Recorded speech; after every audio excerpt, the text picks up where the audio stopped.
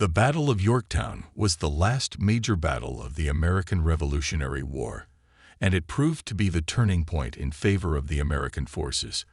In this video, we'll take a closer look at the battle that led to the British surrender and the birth of a new nation. The battle took place in Yorktown, Virginia, in 1781. General George Washington, along with his French ally, General Rochambeau, led the American and French forces in a siege against the British Army commanded by General Cornwallis. The siege lasted for several weeks, with the American and French forces slowly closing in on the British. Washington and Rochambeau knew that the key to victory was to cut off Cornwallis's supply lines and force him to surrender.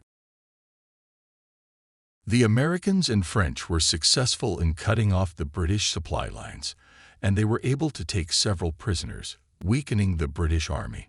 Cornwallis was trapped in Yorktown, and his situation became increasingly desperate. The final battle began on October 9, 1781, with American and French artillery firing on the British defenses. The British were outnumbered and outgunned, and they were unable to hold off the American and French forces.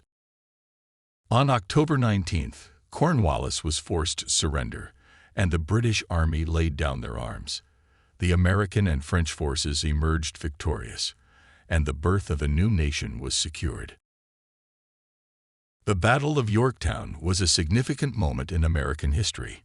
It marked the end of the Revolutionary War and the beginning of a new nation. The courage and sacrifice of the American and French forces in Yorktown will never be forgotten.